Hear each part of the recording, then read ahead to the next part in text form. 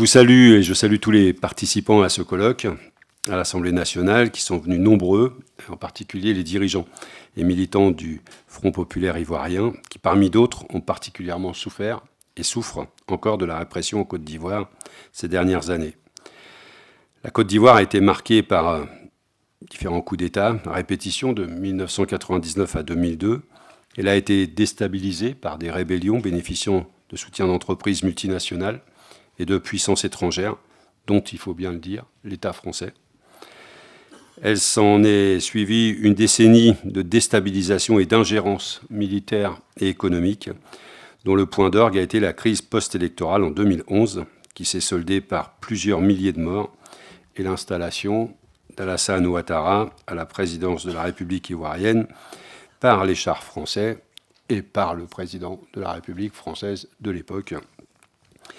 Pourtant, il aurait été possible de recompter les voix, comme le demandaient de nombreux Ivoiriens, dont le président sortant, Laurent Gbagbo, ou de reprendre le scrutin, comme le demandaient d'autres, comme Pierre Sané, ancien secrétaire général d'Amnesty International. Il est à noter que sous la pression de démocrates, de progressistes en Côte d'Ivoire et ailleurs dans le monde, le pouvoir de M. Alassane Ouattara a reculé quelque peu, en libérant plusieurs centaines de prisonniers d'opinion.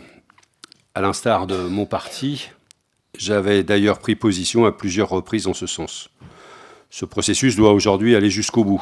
Malheureusement, il est à noter que des procédures politiques perdurent et frappent aujourd'hui, y compris les anciens alliés du pouvoir, dont le PDCI.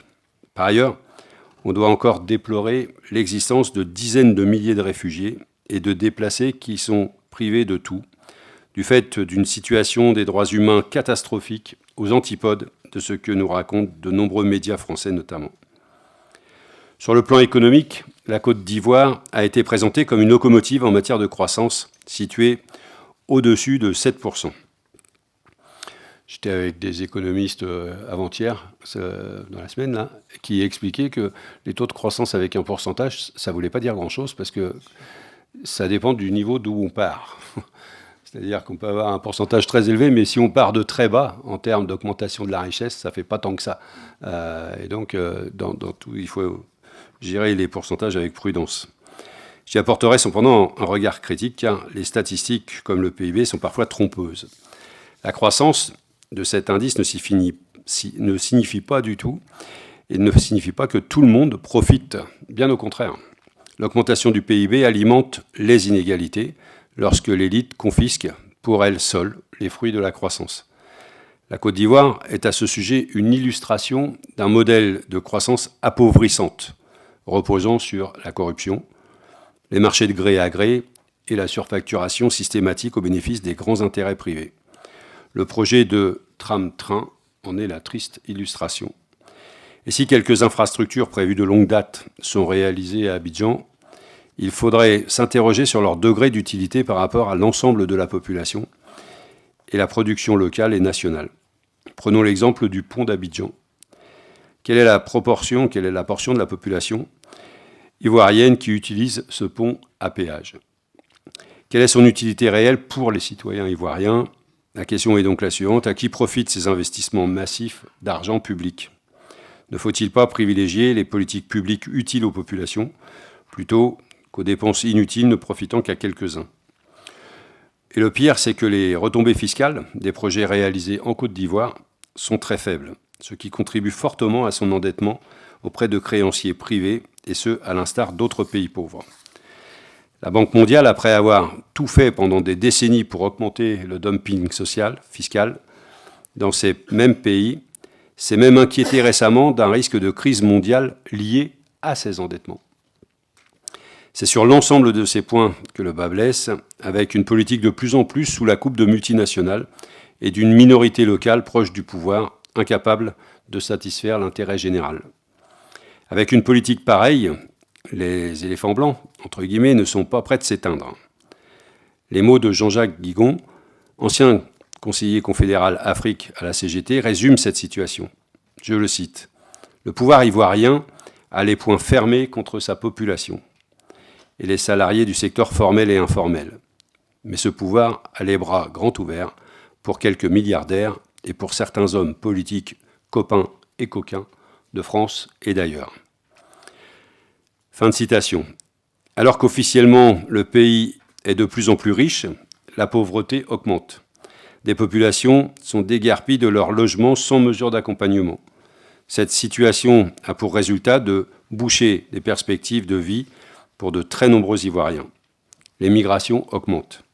La population ivoirienne connaît également un très fort taux de suicide, comme en attestent les chiffres très récents de l'OMS. Au-delà de cet état des lieux qui interroge, nous avons de plus en plus le sentiment qu'il n'y a pas d'efforts produits en vue de concrétiser une réconciliation nationale maintes fois proclamée, mais qui n'a jamais eu véritablement lieu. En Côte d'Ivoire, comme l'ont dénoncé récemment de nombreux magistrats ivoiriens, le pouvoir instrumentalise la justice en vue de s'acharner sur les opposants et promeut ceux qui sont soupçonnés de massacre, dont le terrible est celui de Douékoué. J'en profite pour vous dire quelques mots sur la Cour pénale internationale. Je vous dis quelques mots ici, mais ces quelques mots et ces réactions, je les ai eus face au ministre Le Drian en commission des Affaires étrangères, ici, et je les ai régulièrement face au pouvoir politique français.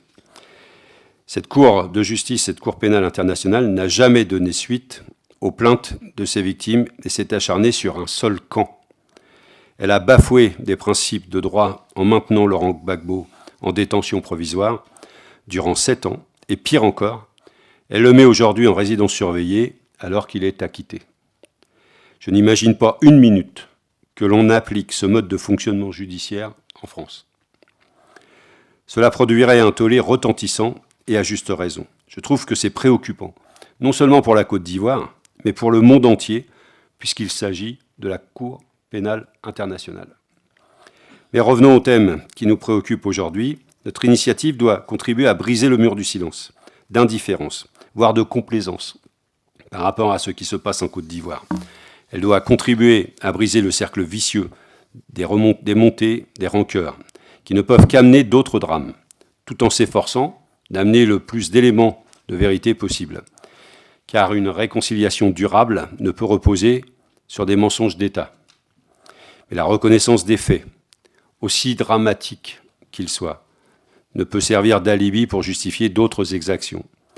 C'est à ce difficile exercice auquel les Ivoiriens doivent s'atteler. Quelque part, le militant que je suis, ça lui rappelle aussi l'Afrique du Sud et les sages paroles de Nelson Mandela qui a beaucoup contribué aussi à la réconciliation dans son peuple. Le présent colloque vient apporter sa pierre au gigantesque édifice de la paix en Côte d'Ivoire qui doit être reconstruit rapidement. J'aimerais que les pouvoirs publics de mon pays agissent de la même façon au lieu de défendre quelques intérêts privés de courte vue dans une approche qui porte préjudice à l'amitié entre nos deux peuples. Vous êtes ici dans une salle de réunion qui est peut-être une des plus belles de l'Assemblée nationale. Elle est belle par sa structure, elle est belle par sa forme, ronde, le cercle, la terre.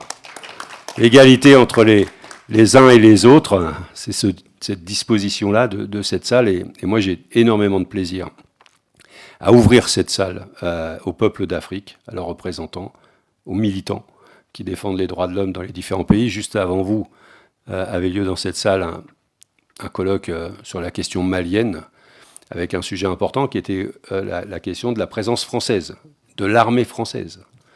Ce sont des débats qui se passent à l'intérieur de l'Assemblée nationale. Ce sont des débats qui sont suivis par les autorités françaises, qui regardent ce qui se passe ici. Ce sont des débats, et sur la question malienne, tout le monde n'était pas d'accord, mais tout le monde a beaucoup discuté dans cette salle. Et je pense que les sujets ont avancé. Et je pense que les messages résonnent à travers ce qui se passe dans cette salle. Aujourd'hui, c'est la Côte d'Ivoire qui est dans cette salle. C'est l'avenir du peuple ivoirien qui s'est installé dans cette salle. Ce sont de beaux projets et de beaux sujets compliqués, difficiles, que vous allez débattre dans cette salle.